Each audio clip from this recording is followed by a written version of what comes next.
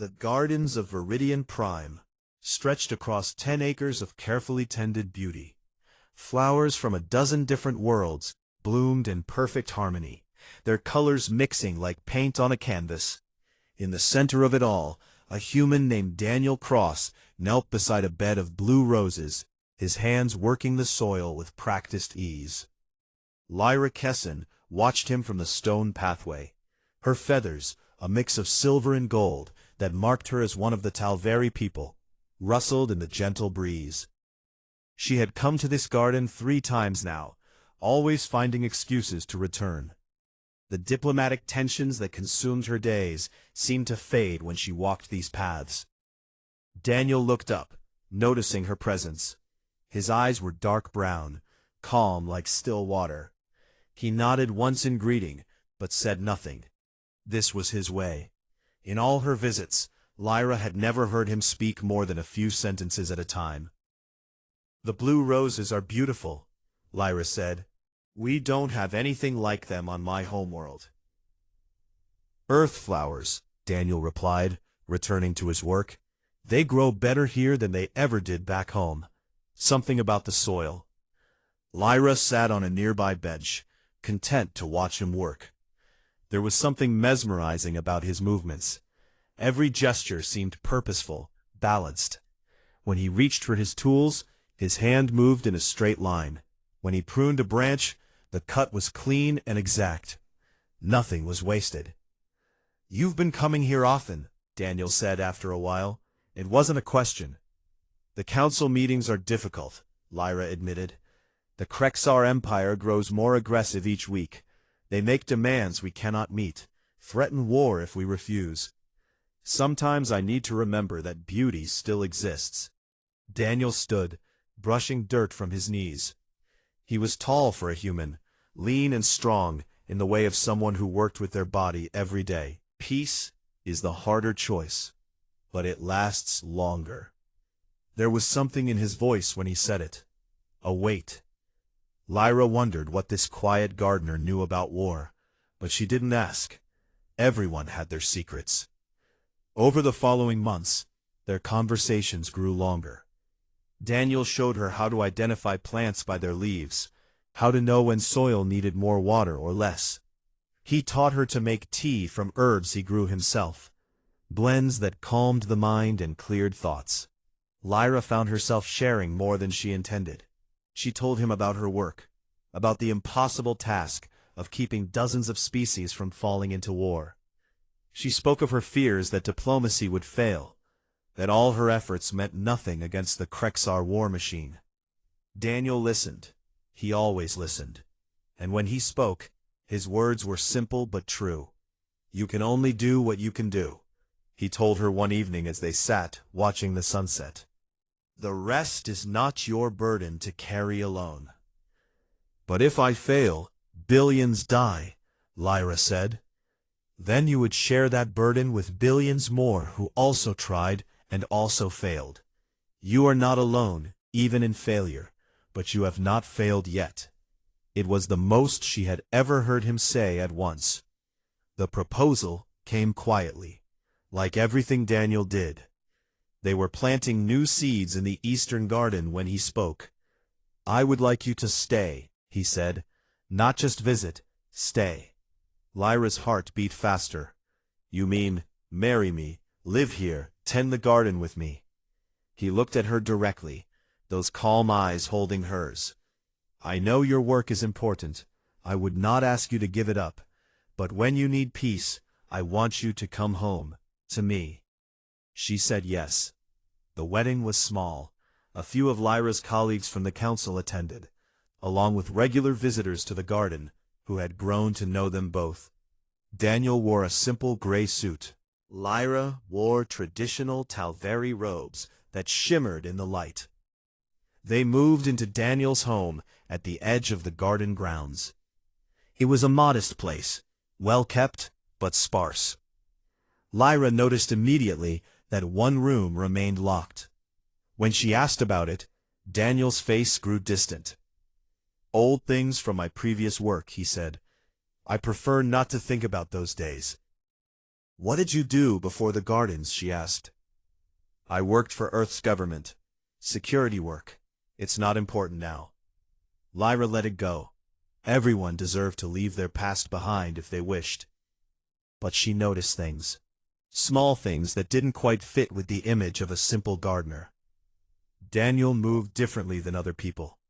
His balance was perfect, even on uneven ground. Once, a heavy branch fell from a tree above them. Before Lyra even registered the danger, Daniel had pulled her aside, the branch crashing where she had stood a moment before. His reaction time seemed impossible. Another time, a group of aggressive traders from the station started a fight near the garden entrance. Daniel walked over calmly, spoke 3 quiet sentences, and the fight ended. The traders left quickly, looking unsettled. When Lyra asked what he said, Daniel simply replied, "I suggested they take their business elsewhere." At night, she sometimes woke to find him standing at the window, staring out at the darkness. His expression in those moments was different from his daytime calm. He looked haunted, carrying some weight she couldn't see. "Bad dreams?" she asked once. "Old memories," he said. "They fade with time." The locked room remained locked. Daniel carried a single key on a chain around his neck, but he never used it while she was present. Lyra's work grew more demanding. The Krexar Empire issued new ultimatums weekly.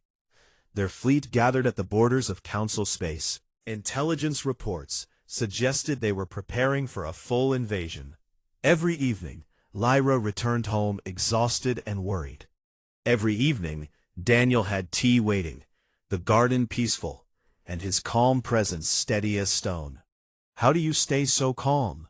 she asked him one night. "The galaxy is falling apart, and you tend your roses like nothing is wrong." "The roses need tending whether the galaxy falls apart or not," Daniel said. "I control what I can control. I let go of the rest. I wish I could do that. You do it every day.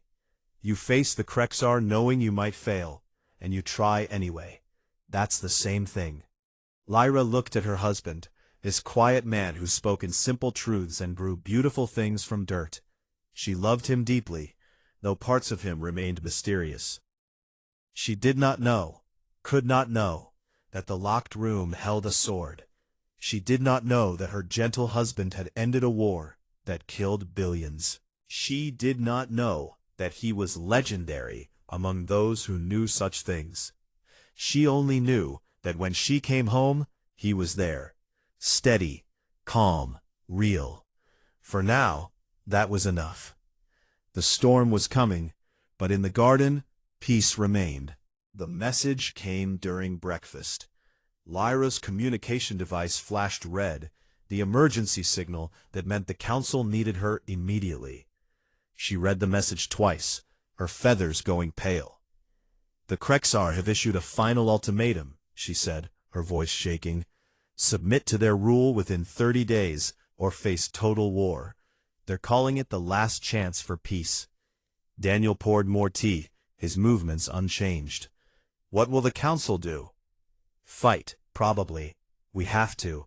But our combined fleets are no match for theirs. The Krexar have been preparing for this for decades." Lyra set down the device. "I have to go to the emergency session. I might be late tonight." "I'll have dinner ready," Daniel said. The days that followed blurred together. Lyra spent 18 hours at a time in council chambers, arguing, planning, desperately searching for allies or solutions. The smaller species were terrified. The larger ones were calculating their chances. Everyone knew the Krexar were nearly unstoppable in open warfare. Daniel maintained the garden, waiting for her each evening with hot food and patient silence. He asked no questions about her work, made no suggestions. He simply existed as a point of calm in her chaos. 2 weeks into the crisis, Lyra came home to find Daniel teaching a group of children about the flowers. He knelt beside them, showing them how to tell if a plant needed water by touching the soil. His voice was gentle, his patience endless. Watching him, Lyra felt something break inside her. How could someone be so peaceful while the galaxy prepared for war? How could he tend flowers when billions would soon die? Later, after the children left, she asked him, "Don't you care? Don't you worry about what's coming?" Daniel looked at her for a long moment. "I care very much, but worry changes nothing. I do what I can do, in the place where I am. Right now, I can teach children about flowers. Tomorrow, I might be able to do something different. What could you possibly do against the Krexar Empire?" "Probably nothing," Daniel admitted. "But I've learned that you never know what tomorrow brings until it arrives." The attack came on the 23rd day. Intelligence had warned that Krexar agents were targeting key diplomats, trying to eliminate moderate voices before the war began. Security had been increased, guards posted, but the Krexar were skilled at infiltration. Lyra was walking through the gardens at twilight, seeking a moment of peace before another endless night of meetings. The flowers were closing for the evening, the air cooling. She heard footsteps behind her, and turned. 5 figures in dark armor stepped from the shadows. Krexar Special Forces, their 4 arms carrying weapons designed to kill efficiently and quietly. Their leader pointed a blade at her. "Diplomat Kessin, you have been marked for elimination. Do not resist, and your death will be quick." Lyra's mind went blank with terror. She tried to run, but they were faster.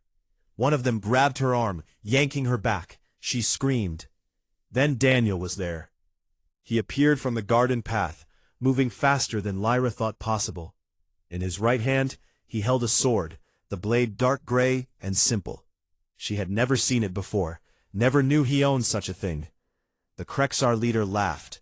"A human with a blade? Step aside, gardener. This is not your concern." "She is my wife," Daniel said quietly. "That makes it my concern." What happened next took 7 seconds, though later Lyra would swear it was both longer and shorter than that. Daniel moved like water, like wind, like something that shouldn't be solid. The first Krexar swung a blade at his head. Daniel wasn't there anymore. His sword flashed once, and the Krexar fell, clutching a wound that bled green. The other 4 attacked together, coordinated and professional. It didn't matter. Daniel flowed between their strikes, his sword singing through the air. Each movement was precise, economical, exactly like when he pruned the roses. No wasted motion, no hesitation. 2 more Krexar fell. The remaining 2 tried to retreat. Daniel let them take 3 steps before moving again. His sword found them both in the same heartbeat. Then it was over. Daniel stood among the fallen, breathing normally, not even winded. His sword was clean. He hadn't let it touch the ground. Lyra stared at him, unable to speak. This was not the gentle gardener she knew. This was something else, something terrible and precise, a weapon in human form. "Daniel," she managed. "What? Who are you?" He looked at the sword in his hand, his expression distant. "Someone I tried very hard to stop being." Security forces arrived minutes later, alerted by sensors that detected the combat. They secured the area, removed the bodies, took statements. Through it all, Daniel was quiet and cooperative. He answered their questions with the minimum words necessary. Finally, they were alone in their home. Daniel had locked the sword back in the sealed room. He sat at the kitchen table, looking older than Lyra had ever seen him. "I owe you an explanation," he said. "Yes, you do." Daniel took a deep breath. "Before I came here, I was part of a program called the Silent Edge. Earth's government created it during the Civil Wars, about 30 years ago. Humanity was tearing itself apart. Billions died in the first 5 years. Entire colonies were destroyed. "I've heard of the human civil wars," Lyra said, "but they ended. Earth reunified. They ended because of people like me." The Silent Edge was a group of specialists trained in close combat with bladed weapons. "We challenged the warlords to single combat, one by one. It's an old human tradition. The warlords accepted because they thought they couldn't lose. They were wrong. How many warlords did you fight? Personally, 47. My team fought over 200 total. We never lost. The war ended because the warlords were all gone, and their followers had no one to follow.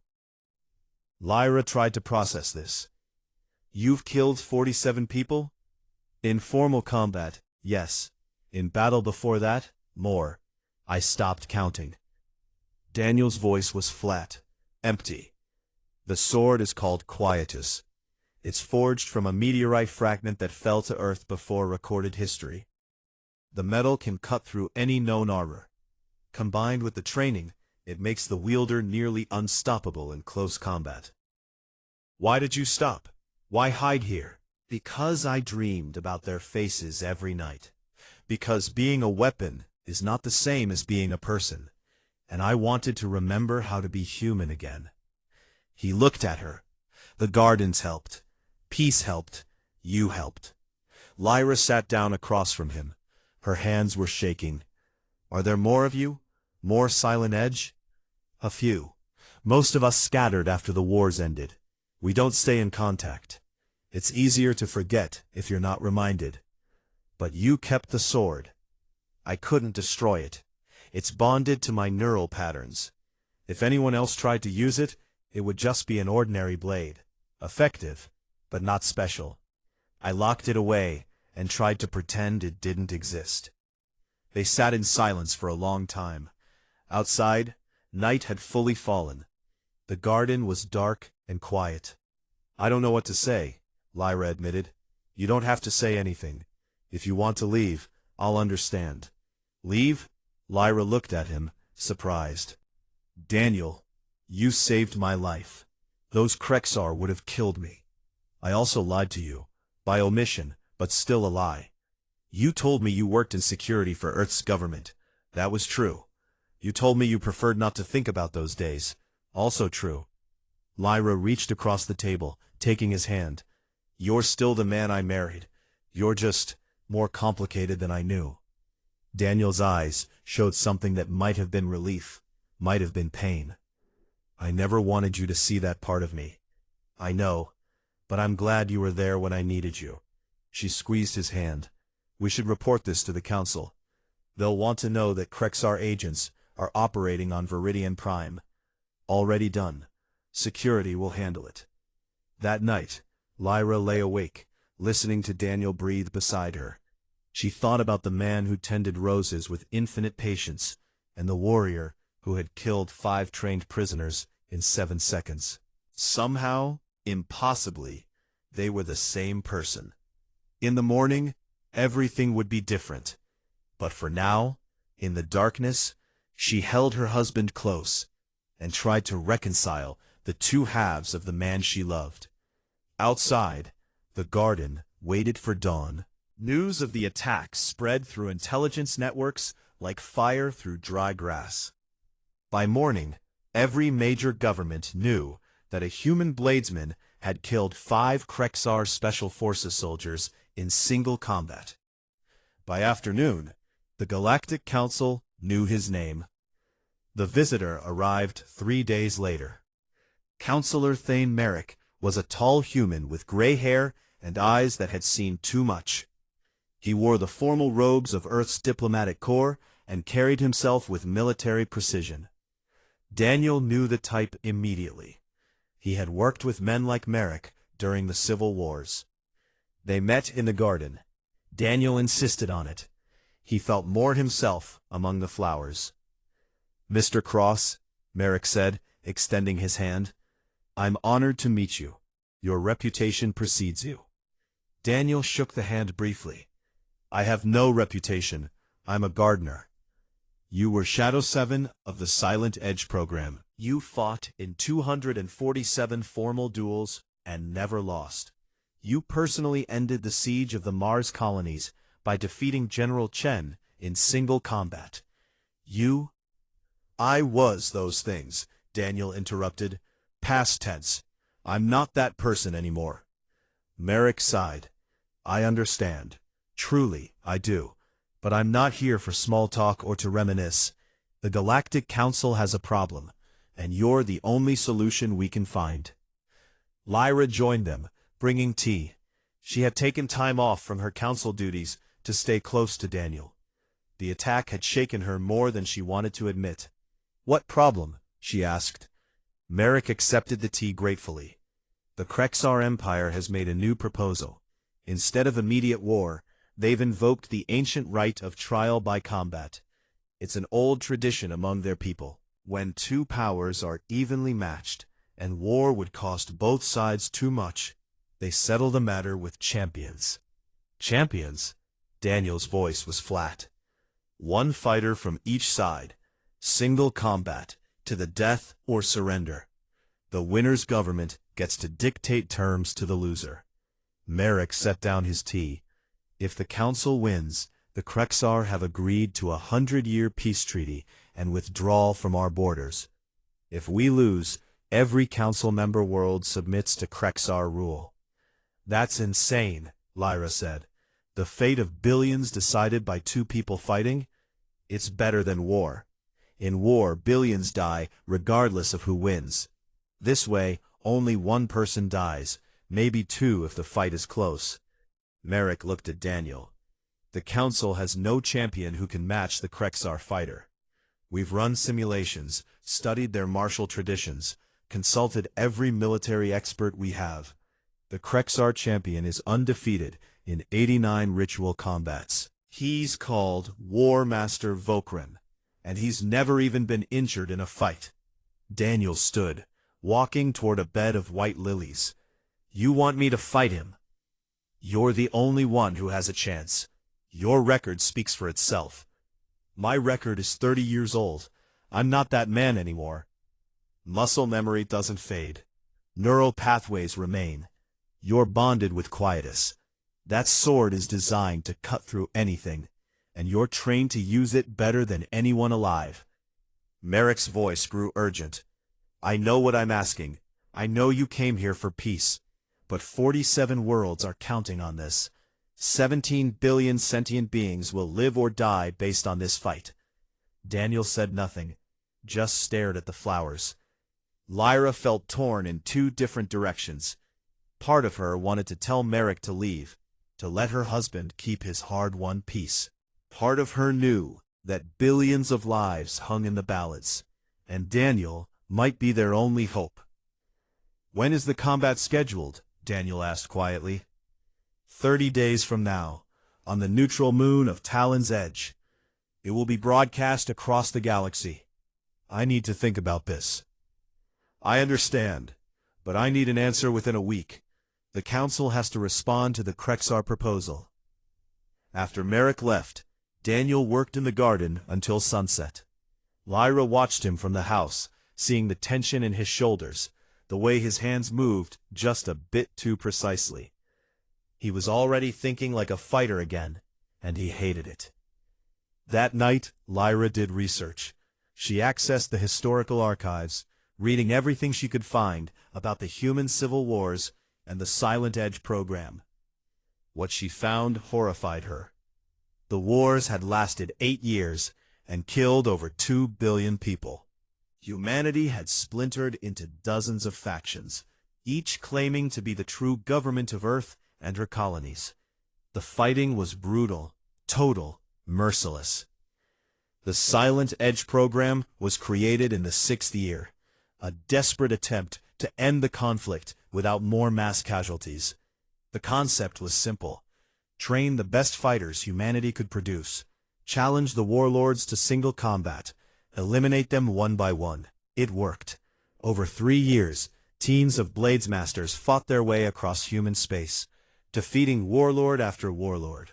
Some surrendered after seeing their leaders fall. Others had to be challenged repeatedly until all their leadership was gone. Daniel's record was there in the files. 247 duels, 247 victories. He had fought once every 4 or 5 days, for 3 solid years, never resting, never losing. The psychological evaluations made Lyra's heart ache. The program doctors noted increasing dissociation, emotional numbness, severe insomnia. Daniel had become exactly what the program needed, a perfect weapon. But the cost was his humanity. After the wars ended, the Silent Edge members were quietly retired. Most refused continued military service. Some, like Daniel, disappeared entirely. Lyra found one final report, filed by a doctor 3 months before Daniel left active duty. Subject continues to exhibit all markers of severe combat trauma. He performs his duties flawlessly, but shows no emotional response to violence. When asked how he feels about the deaths he has caused, he states he feels nothing at all. Recommendation: immediate psychological intervention and removal from active duty. This soldier has given everything he has to give. To ask for more would be inhuman. She closed the files and went to find her husband. The door stood open for the first time since Lyra had moved in. Inside, the room was bare, except for a weapons rack and a meditation mat. Quietus hung on the rack, its blade dark and simple. Daniel sat on the mat, staring at the sword. "I read about the wars," Lyra said from the doorway. "I know what it cost you." "Then you understand why I can't do this again." "I understand why you don't want to. But I also understand what happens if you don't." Lyra entered the room, sitting beside him. 17 billion people, Daniel. 47 worlds. The Krexar occupation forces are brutal. They'll enslave entire species, destroy cultures, erase histories. I know. Merrick was very clear about the stakes. I'm not trying to pressure you. Whatever you decide, I'll support it. But I need to know you've thought about all of it. Not just what it will cost you, but what it will cost everyone else if you refuse. During the wars, I told myself that every fight saved lives. Every warlord I defeated meant fewer soldiers dying in battle. But after a while, that stopped meaning anything. I killed people so often it became routine. I stopped seeing them as people at all. They were just problems to solve, obstacles to overcome. But you stopped. You came here and built something beautiful. You became human again. Did I? Or did I just hide from what I am? He gestured at the sword. That's who I really am, Lyra. A weapon. The garden was just pretending. No, Lyra took his hand. The garden is real. The peace you built is real. The man who teaches children about flowers and makes me tea every evening is real. That's not pretending. That's you choosing who you want to be. And if I do this, if I take up the sword again, then you choose who you are one more time. You fight one more fight to save billions of lives. And then you come home to me and to the garden, and we build our peace again together. Daniel looked at her, really looked at her, for the first time since Merrick had arrived. You make it sound simple. It's not simple. It's the hardest thing in the world. But you're strong enough to do hard things.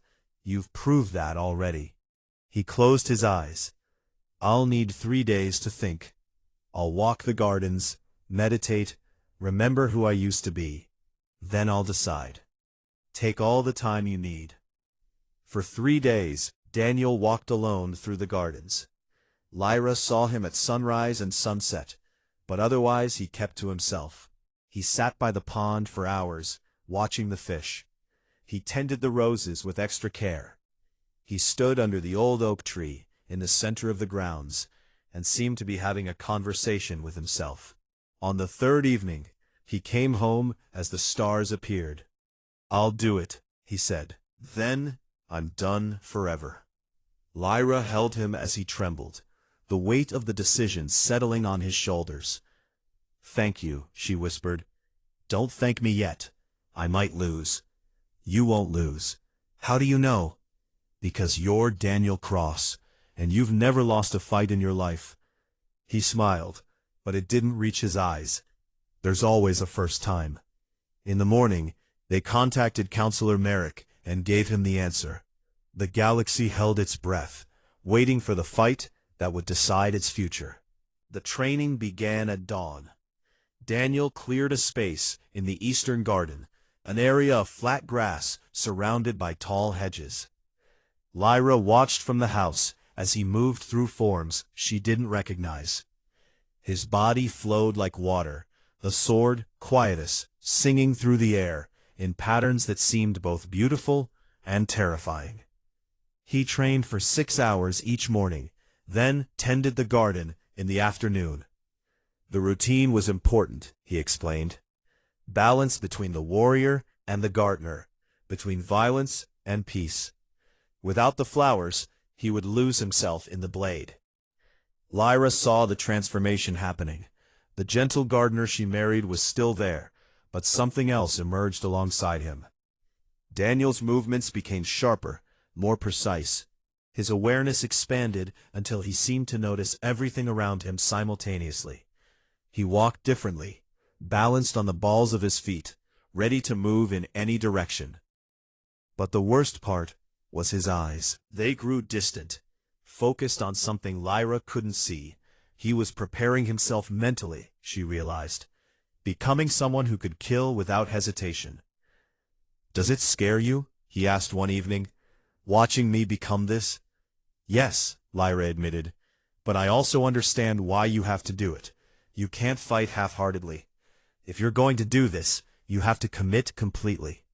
After it's done, I don't know if I can come back, not all the way. Then we'll figure out how far you can come, and I'll meet you there." He pulled her close, holding her like she was the only real thing in the world. Counselor Merrick visited weekly, bringing intelligence about the Krexar champion. War Master Vokran was a legend among his people. 9 feet tall, 4 arms, an exoskeleton that could stop most projectile weapons. He had fought in 89 ritual combats, and won every one. His shortest fight lasted 4 minutes. His longest was barely 10. He fights with 4 weapons simultaneously, Merrick explained, showing Daniel footage of previous battles. Different styles, different ranges. He overwhelms opponents with attacks from multiple angles. Daniel watched the recordings without expression. He telegraphs his strikes, winds up too much on the power attacks, and he favors his upper right arm for killing blows. "You see all that from watching him fight once? I've been doing this for a long time." The weeks passed quickly. Daniel's training intensified. Sometimes Lyra heard him moving in the night, practicing in the darkness. Other times she woke to find him sitting by the window, Quietus across his lap, staring at nothing. The nightmares came back. She would wake to Daniel thrashing in his sleep, muttering names she didn't recognize. When she shook him awake, he would apologize and go sleep on the meditation mat in the locked room. "I'm remembering them," he told her. "All the people I killed. Their faces come back clearer every night. It's part of the process. I have to remember what I am before I can do it again." That sounds like torture. It is, but it's necessary. If I forget what violence costs, I become a monster. The nightmares keep me human. 5 days before the fight, Daniel stopped training. He spent the time in the garden, working with the plants, talking to visitors, teaching children. Lyra understood. He was remembering why he was doing this, connecting to the peaceful life he was fighting to protect. They made love the night before he left, gentle and desperate. Neither spoke of what might happen. They just held each other until dawn. The neutral moon of Talon's Edge was a barren rock with a single domed settlement. The arena had been constructed specifically for the combat, a circular platform 50 yards across, surrounded by energy barriers that would contain the fight, but allow it to be filmed from every angle. Representatives from hundreds of worlds gathered to watch. The Krexar brought a delegation in full military dress, confident and arrogant. The council members were nervous, trying to hide their fear behind diplomatic masks. Lyra attended as Earth's diplomatic observer. Her connection to Daniel kept secret at his request. She sat in the front row, her hands gripping the armrest hard enough to hurt. The Krexar champion entered first. War Master Vokran was even larger in person. his exoskeleton covered in scars from a century of battles. He carried 4 weapons, a massive axe in his upper right arm, a serrated sword in his upper left, a spiked mace in his lower right, and a long spear in his lower left. The crowd murmured at his appearance. He looked unstoppable. Then Daniel walked onto the platform. He wore a simple gray tunic and loose pants, the clothes of a gardener. Quietus hung at his side, in a plain sheath. He looked small next to Vokran, human and fragile. The Krexar delegation laughed openly. Vokran's voice boomed across the arena. "This is the champion humanity sends? A small man with a small sword? Your council mocks us with this choice." Daniel said nothing. He simply stood, waiting. The Arbiter, a neutral party from a species that served as galaxy's judges, explained the rules. The fight would continue until one fighter yielded or could not continue. Death was permitted, but not required. Both fighters would have 1 minute to prepare. Daniel used the time to breathe, centering himself. Lyra recognized the meditation posture from his morning routines. He was finding his calm before the storm. The signal sounded. Vokran charged immediately, all 4 weapons raised. He intended to end this quickly, to crush the small human and prove Krexar's superiority. Daniel drew Quietus and moved. What happened next would be analyzed by military scholars for decades. Daniel's sword style was like nothing the galaxy had seen. It wasn't flashy or theatrical. Every movement served a purpose. Every step positioned him exactly where he needed to be. Vokran swung his axe in a devastating overhead strike. Daniel wasn't there. The blade hit the platform where he had been, cracking the reinforced surface. Before Vokran could recover, Quietus flashed out, touching the axe handle. The weapon fell in 2 pieces. 3 weapons left. Vokran roared, attacking with the remaining weapons in a complex pattern designed to attack from 3 angles simultaneously. Daniel flowed between the strikes like smoke, his sword moving so fast it blurred. Each time Quietus touched one of Vokran's weapons, the weapon broke. 2 weapons left. 1 weapon left. None. The crowd sat in stunned silence. Less than 3 minutes had passed, and the legendary War Master stood disarmed, surrounded by pieces of his shattered weapons. But Vokran wasn't done. He charged with his bare hands, relying on his size and strength. He grabbed for Daniel, 4 arms seeking to crush the human. Daniel's response was surgical. Quietus darted out in precise strikes, each one finding a joint, a nerve cluster, a muscle attachment. Vokran began to slow, his movements growing sluggish. Green blood leaked from a dozen small cuts. "Yield," Daniel said quietly, his first word since the fight began. "Never." Vokran lunged again, desperation replacing confidence. Daniel sighed. The next series of strikes was faster, more decisive. Vokran's upper right arm hung useless. His lower left leg buckled. He fell to one knee, breathing hard. "This is over," Daniel said. "You've lost. Yield and live. Continue and die. The choice is yours." For the first time in his long life, War Master Vokran felt fear. He looked into Daniel's eyes and saw something that terrified him. Not rage, not hatred, just calm certainty. This human would kill him without emotion, without hesitation, as easily as cutting a flower stem. "I yield," Vokran said, the words forced out through pain and shame. The arena exploded in chaos. The council delegation erupted in celebration. The Krexar sat in shocked silence, unable to believe what they had witnessed. Daniel sheathed Quietus and walked toward the exit without acknowledging the crowd. He found Lyra waiting in the corridor outside. "It's done," he said. She held him as he shook, the adrenaline finally hitting. "You saved them all." "I know. It doesn't feel like winning." The victory celebrations lasted through the night, but Daniel and Lyra left as soon as the peace treaty was signed. They returned to Viridian Prime on the first available transport, eager to be home. Daniel didn't speak during the journey. He sat by the window, staring at the stars, quietus across his lap. Lyra held his hand and gave him silence, understanding that words would not help. When they arrived at the garden, Daniel walked straight to the locked room. He placed quietus on the rack, standing there for a long moment. "I'm done," he said to the sword. "We're done. This was the last time." The sword offered no response, just hung there, silent and patient. Daniel closed and locked the door, then walked out into the garden. The flowers were waiting, peaceful and alive. He knelt beside the blue roses and began to work the soil. Lyra watched from the doorway, tears running down her feathers.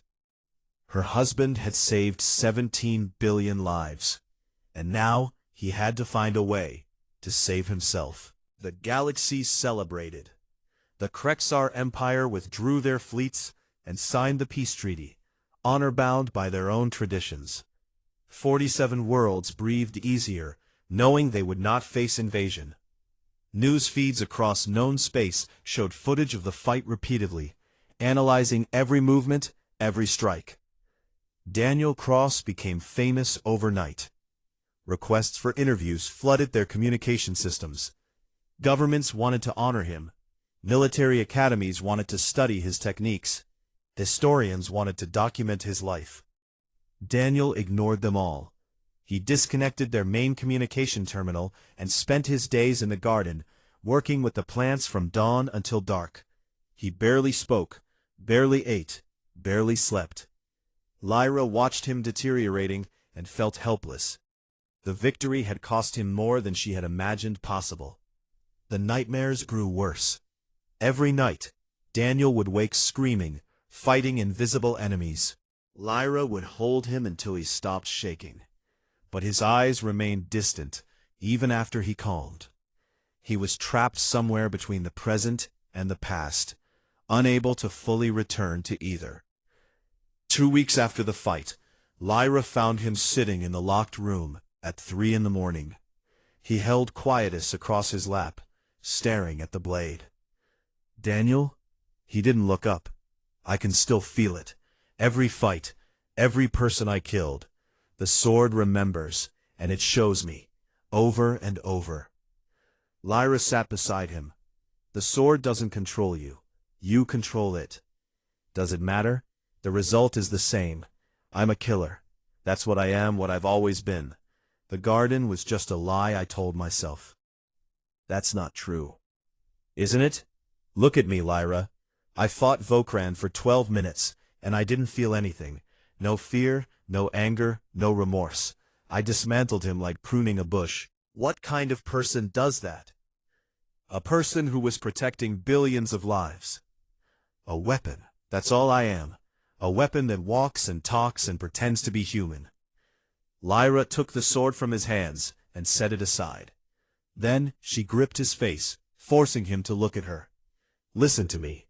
You are not a weapon. You are a man who has done terrible things for good reasons. You are a gardener who teaches children about flowers. You are my husband, who makes me tea and listens when I need someone to talk to. You are all of those things, Daniel. The violence doesn't erase the gentleness. How can you stand to look at me, knowing what I am? I look at you and see someone who sacrificed his peace to save others. I see someone who fights his demons every day and keeps fighting even when it hurts. I see courage, Daniel, not weakness." He broke then, truly broke, crying for the first time since before the Civil Wars. Lyra held him through it, let him release decades of grief and guilt and pain. When he finally quieted, the sun was rising outside. "I don't know how to be both things," he whispered. "The warrior and the gardener. They don't fit together." "Then we'll figure it out together. One day at a time," Lyra said. Lyra took a leave of absence from her council position, Her husband needed her more than the galaxy did right now. She stayed close, working beside him in the garden, gently pulling him back to the present when he drifted into dark memories. The healing was slow. Some days were better than others. Daniel would smile at a joke, or notice a new flower blooming, or teach a visiting child how to plant seeds. Other days he would sit motionless for hours, trapped in his own head. Counselor Merrick visited a month after the fight. He brought messages from the council, gratitude from dozens of worlds, requests for Daniel's time and expertise. "The council wants to commission a statue in your honor," Merrick said. "They want to call it the Peacemaker, representing the warrior who ended a war before it began." Daniel looked at him with dead eyes. "No statues, no honors. I did what I did because it needed doing, not for recognition." People need symbols, Daniel. They need to know that peace is worth fighting for. Then let them find a different symbol. I'm done being anything to anyone except a gardener. Merrick looked at Lyra, who shook her head slightly. He sighed and stood. "I understand, but I have one more request, and I hope you'll consider it seriously. The council wants you to document your knowledge, not the fighting techniques, but the philosophy behind them. The mental discipline, the meditation, the way you balance violence with peace. We have thousands of security personnel across the galaxy who carry weapons. Most of them never learn to carry the weight responsibly. I'm not a teacher. You taught yourself to put down the sword and choose peace. That's exactly what we need others to learn. Please, just think about it." After Merrick left, Daniel was quiet for a long time. That evening, he pulled out a blank journal and began to write. Lyra found him hours later, still writing, surrounded by pages of notes. "What are you working on?" Merrick's request. "I'm trying to explain how to be a weapon without becoming one. I don't know if it's possible, but maybe putting it into words will help me understand it myself."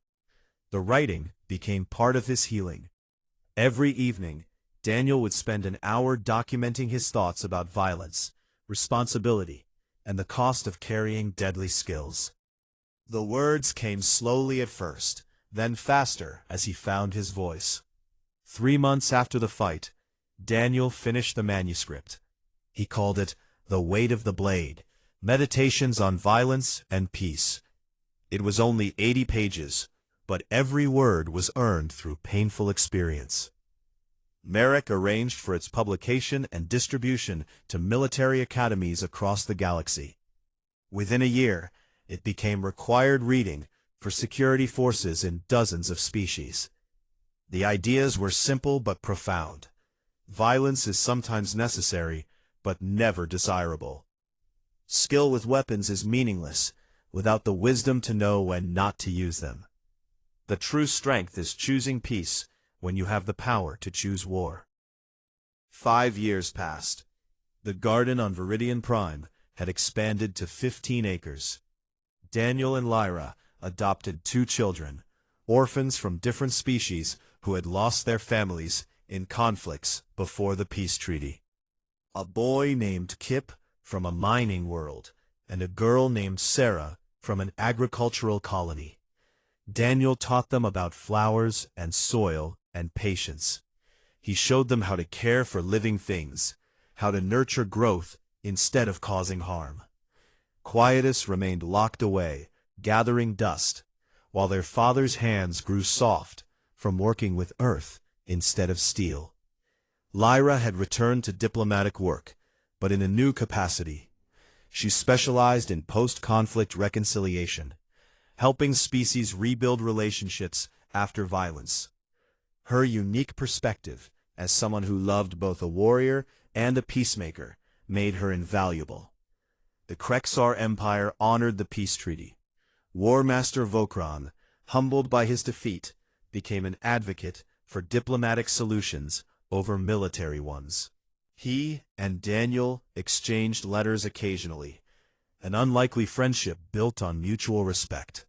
One evening, as the twin moons rose over Viridian Prime, Lyra found Daniel sitting in the garden with their children. Kip was asking about the different types of roses, and Sarah was carefully watering seedlings under her father's guidance. Daniel looked up as Lyra approached, and she saw peace in his eyes. Real peace, not the fragile kind he had carried when they first met. He had integrated both parts of himself finally, accepting that he was both the warrior who ended wars and the gardener who grew beautiful things. "Mama, look." Sarah held up a small plant she had been tending. "It has a flower." "That's wonderful, sweetheart. What kind is it?" "Blue roses," Daniel said, smiling. "From Earth. They're her favorite." Lyra sat beside her family, looking at the garden they had built together. The plants came from 100 worlds, different species growing in harmony. It was a small thing, really. A few acres of beauty on one planet in a galaxy of trillions. But it mattered. It proved that different things could coexist peacefully. It showed that even hands trained for violence could choose to create instead. That night, after the children were asleep, Daniel and Lyra walked through the garden under starlight. They held hands like they had when they were first married, before the violence, before the fear. "Do you ever regret it?" Lyra asked. "Fighting Vokran, I mean. Becoming famous when you wanted to be forgotten." Daniel considered the question. "I regret that it was necessary. I regret the cost it had on my mental health, on us. But I don't regret saving those lives. Given the same choice, I would do it again, even knowing how much it would hurt. Especially knowing, because now I understand that pain is part of the price. You can't carry a sword without carrying its weight. You can't choose violence, even for good reasons, without it changing you. But you can also choose what you do after. You can choose to heal, to grow, to build something better." They reached the center of the garden, where the old oak tree stood. Daniel had built a bench beneath it years ago, a quiet place for meditation and reflection. They sat together, looking up at the stars through the branches. "I love you," Lyra said. "Both versions of you, the warrior and the gardener. They're not separate anymore. I'm just one person who contains both. I've made peace with that." "How?" "By understanding that the sword and the garden aren't opposites. They're two parts of the same truth. Life includes violence and peace, creation and destruction. Being whole means accepting both, while always choosing to build more than you break." Lyra rested her head on his shoulder. "You should add that to your book. It's better than anything you've written so far." "Maybe I will, for the second edition." They sat in comfortable silence, watching the stars move slowly across the sky. In the distance, they could hear night insects singing and the soft rustle of leaves in the breeze. Daniel Cross had fought his last fight. He had taken up the sword one final time, saved billions of lives, and put the weapon down forever. Now he was simply a gardener again, tending his plants, raising his children, loving his wife. Quietus remained locked away, silent and patient. If needed again, it would be there. But Daniel believed in his heart that it would never be needed. He had taught others through his writing how to carry the weight of violence responsibly. The next generation would be better than his had been. The garden grew, the children thrived. Peace held. And in the quiet moments between sunset and full dark, Daniel Cross tended his blue roses and remembered that he was human after all. Complicated, flawed, but fundamentally good. The sword had defined part of his life, but the garden defined the rest, and the garden was what would last.